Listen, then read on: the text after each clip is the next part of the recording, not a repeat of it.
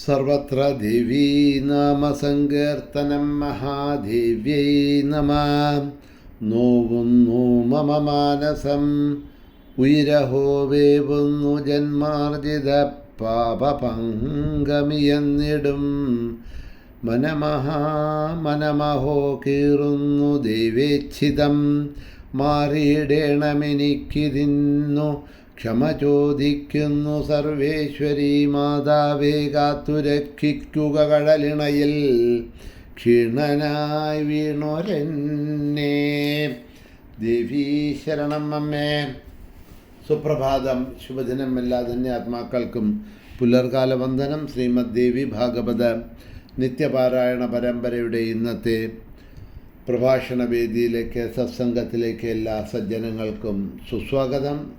ശ്രീമദ് ദേവി ഭാഗവതം 30-ാമത്തെ അധ്യായമാണ് നാം അവലോകനം ചെയ്തുകൊണ്ടിരിക്കുന്നത്. തനിക്ക് അനുഭവപ്പെട്ട ആ മായയെ വ്യാസന് നാരദൻ വിവരിച്ചു കൊടുക്കുന്ന ഭാഗങ്ങൾ, ആ മായയുടെ പ്രഭാവത്തിനെയാണ് ഇവിടെ പറഞ്ഞു കൊടുക്കുന്നത് നാരദൻ. ദേവിയുടെ ആ മായ പ്രഭാവത്തെ തുടർന്ന് പറഞ്ഞുകൊണ്ട് നാരദൻ വ്യാസനോട് പറയണു,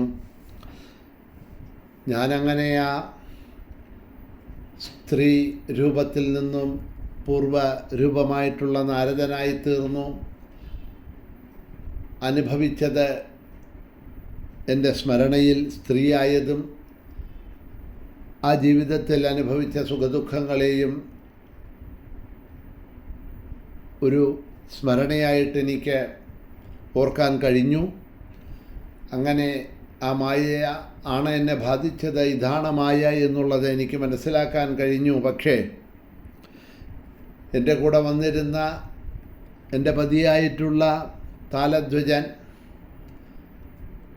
അദ്ദേഹം ഇതാ ഞാൻ നദിയിൽ ഇറങ്ങുന്നതും മുങ്ങുന്നതും കണ്ടു. പക്ഷേ ഞാൻ തിരിച്ച് പൊങ്ങി വന്നില്ല എന്ന് കണ്ടപ്പോൾ അദ്ദേഹത്തിന് വേദനയായി. കുറച്ചു കഴിഞ്ഞപ്പോൾ എന്നെ കാണാതെ കണ്ട് പൊട്ടിക്കരയാൻ തുടങ്ങി. ഹേ പ്രിയേ, എവിടെ പോയി എന്നെ ഉപേക്ഷിച്ചിട്ട് നീ മുങ്ങിപ്പോയോ ജലത്തിൽ? എന്തു പറ്റി നിനക്ക് ഹേ സുന്ദരി എന്നൊക്കെ പറഞ്ഞുകൊണ്ട് അദ്ദേഹം ഇതാ വിരഹാർത്ഥനായിക്കൊണ്ട് കരയാനും വിലപിക്കാനും ഒക്കെ അവിടെ അങ്ങനെ തുടങ്ങി. അങ്ങനെ പലതും പറഞ്ഞ് തൻ്റെ ഭാര്യയെ നഷ്ടപ്പെട്ട താലധ്വജൻ വിലപിച്ചുകൊണ്ട് കരഞ്ഞുകൊണ്ടിരിക്കുന്ന സമയത്ത് അതാ മഹാവിഷ്ണു വന്നു. അദ്ദേഹത്തിനെ ആശ്വസിപ്പിക്കാനായിക്കൊണ്ട് യുക്തായുക്തങ്ങൾ ആയിട്ടുള്ള വാക്കുകൾ പറഞ്ഞ് രാജാവിനെ ആശ്വസിപ്പിച്ചു. ഭഗവാൻ, എന്തിനാ അങ്ങിങ്ങനെ വിലപിക്കുന്നത്? അങ്ങയുടെ പത്നി ആരായിരുന്നു? എവിടെയാ പോയത്?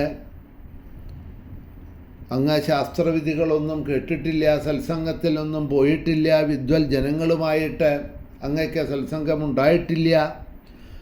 അതുകൊണ്ടാണ് ഇത്തരത്തിലുള്ള വിരഹത്തിന് കാരണമുണ്ടായത്. അവൾ ആരാണ് അങ്ങയെ വിട്ടുപോയത്? അങ്ങ് ആരാണ്?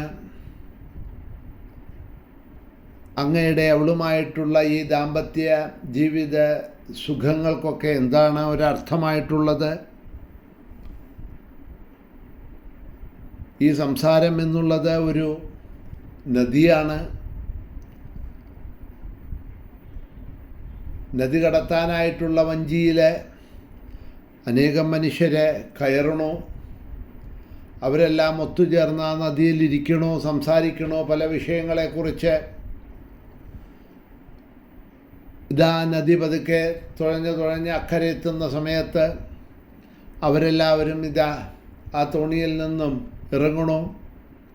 പലരും പല ഭാഗത്തിലേക്കായിക്കൊണ്ട് അവരവരുടെ കാര്യങ്ങൾക്ക്, വ്യവസായങ്ങൾക്കായിട്ട് അവരവരുടെ ഗൃഹങ്ങളിലേക്കായിട്ടും മറ്റും ഇതാ പിരിഞ്ഞു പോകണു. അതുപോലെയാണ് ഈ സംസാരത്തിലെ സംയോഗവും വിയോഗങ്ങളും. സംസാരമാകുന്ന ഈ നദിയിൽ ഇതാ ഇങ്ങനെ ഒരു പ്ലവം അഥവാ തോണിയാകുന്ന ഈ ശരീരത്തോടു കൂടി വരണു. അനേകം ബന്ധുമിത്രാദികൾ, പുത്രപൗത്രകളത്രാദികൾ, ധാരാകാരപുത്രകളത്രാദികളൊക്കെ ഉണ്ടാവണു. അവരോടൊത്തു ചേർന്ന് സുഖ ദുഃഖങ്ങൾ അനുഭവിച്ചു കൊണ്ടിതാ കുറേ സംസാരത്തിൽ നമ്മളെ പ്രാരാബ്ധം കഴിയുന്നത് വരെ കഴിയണു. അക്കരയ്ക്കെത്തുക, നമ്മളുടെ പ്രാരാബ്ധം കഴിഞ്ഞു എന്ന് വരുന്ന സമയത്ത് ഓരോരുത്തരും ഇതാ ഈ സംസാരമാകുന്ന നദിയെ വിട്ട് പിരിയുകയാണ് ചെയ്യണത്. അവിടെ ബന്ധങ്ങൾക്കോ ബന്ധുമിത്രാദികൾക്കോ സ്നേഹത്തിനോ ബന്ധങ്ങൾക്കോ ഒന്നും യാതൊരു വിലയുമില്ല. അച്ഛനാണ്, അമ്മയാണ്, മകനാണ്, മകളാണ്, വയസ്സിൽ മുതിർന്നവരാണ്, വയസ്സിൽ താഴ്ന്നവരാണ്, ഭാര്യയാണ്, ഭർത്താവാണ്, സഹോദരനാണ്, സഹോദരിയാണ്, ഉറ്റമിത്രമാണ്, സ്നേഹിതനാണ്, എല്ലാ കൂടെ പിറന്നവരാണ്. ഇങ്ങനെയുള്ളതിനൊന്നും യാതൊരു വിലയുമില്ല, അല്ലെങ്കിൽ അർത്ഥവുമില്ല എന്ന് ആണ് ഇവിടെ പറയണത്. എല്ലാവരും ഓരോരോ ശരീരവും എടുത്തുകൊണ്ട് സംസാരത്തിൽ ആകുന്ന ഈ സാഗരത്തിലെ പ്രാരാബ്ധം കൊണ്ട് വന്നിരിക്കണോ. ഈ സംസാരമാകുന്ന സാഗരത്തെ തുഴഞ്ഞു പോവുക, അക്കരെ എത്തുക എന്നുള്ളതാണ് ഓരോ ജീവൻ്റെയും ഓരോ ജന്മാവിൻ്റെയും ലക്ഷ്യം. ഇതിന് നടുവിൽ തോണിയിൽ പരസ്പരം കണ്ടുമുട്ടുന്ന സുഹൃത്തുക്കളെ മാതിരി നമ്മൾ പലരെയും കണ്ടുമുട്ടണോ, പലതും സംസാരിക്കണോ, ചിരിച്ചും കളിച്ചും പോകണോ. അക്കരെ എത്തുമ്പോൾ എങ്ങനെയാണോ എല്ലാവരും വേർപിരിഞ്ഞു പോകുന്നത്, അതുപോലെ തന്നെ ഇതാ പ്രാരാബ്ധങ്ങൾ കഴിയുന്ന സമയത്ത് ഓരോ ശരീരമെടുത്തവരും അവരവരുടെ പ്രാരാബ്ധങ്ങൾ കഴിയുന്ന സമയത്ത് വിട്ടുപോകണു. അവിടെ ഈ ബന്ധുമിത്രാദികൾക്കോ സ്വന്തം ബന്ധങ്ങൾക്കോ വയസ്സിനോ ഇതിനൊന്നും യാതൊരു അർത്ഥവുമില്ല. അച്ഛനിരിക്കുമ്പോൾ മകൻ മരിക്കണോ, മുത്തച്ഛനിരിക്കുമ്പോൾ പേരക്കുട്ടി മരിക്കണോ, ഭർത്താവിരിക്കുമ്പോൾ ഭാര്യ മരിക്കണോ, ഭാര്യ ഇരിക്കുമ്പോൾ ഭർത്താവ് മരിക്കണോ. അവരവരുടെ പ്രാരാബ്ധം കഴിയുന്ന സമയത്ത് അവരവർ വിട്ടുപോകണു. ദേഹാസ്വാസ്ഥ്യങ്ങളായിട്ട് വർഷങ്ങളായി അനങ്ങാൻ കഴിയാതെ കണ്ട് കിടക്കയിൽ അങ്ങനെ കടന്ന് ഒന്ന് പോയി കിട്ടിയാൽ മതി എന്ന് പറഞ്ഞവർ പോകുന്നില്ല. നല്ല പൂർണ്ണ ആരോഗ്യത്തോടു കൂടിയിട്ട് നടന്നും ചിരിച്ചും കളിച്ചും അധ്വാനിച്ചും സമ്പാദിച്ചും സ്വയം സന്തോഷിച്ചും മറ്റുള്ളവരെ സന്തോഷിപ്പിച്ചും നടക്കുന്നതായിട്ടുള്ള പൂർണ്ണ ആരോഗ്യത്തോടു കൂടി കാണുന്നവരിതാ പെട്ടെന്നിതാ ഒരു അറ്റാക്കായി അല്ലെങ്കിൽ ഒരു സ്ട്രോക്കായി പോയി എന്ന് കേൾക്കുന്നു. അപ്പോൾ ഇതിനൊന്നും യാതൊരു മാനദണ്ഡവും ഈ ലോകത്തിലില്ല. ഈ ശ്രേഷ്ഠമായിട്ടുള്ള മനുഷ്യജന്മം കിട്ടിയാൽ ഈ ശരീരത്തെ ഒരു തോണിയാക്കി ഉപയോഗിച്ചുകൊണ്ട് സത്സംഗങ്ങളിലൂടെയും ആ ഭഗവാനിൽ ഭക്തിയുണ്ടായി ഭഗവാന്റെ അനുഗ്രഹത്തോടു കൂടി ഈ സംസാരമാകുന്ന സാഗരത്തെ തുഴഞ്ഞു കടന്ന് മറുകര എത്തിച്ചേരുക.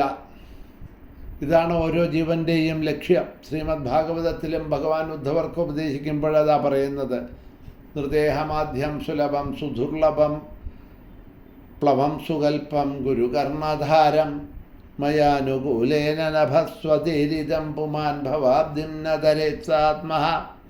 അങ്ങനെയുള്ള നല്ലൊരു മനുഷ്യജന്മം കിട്ടിയിട്ടും അതിനെ ഒരു തോണിയായി ഉപയോഗിച്ച സത്സംഗത്തിലൂടെ ഭഗവത് കഥാശ്രവണങ്ങൾ, ദേവി കഥാശ്രവണങ്ങൾ ചെയ്ത്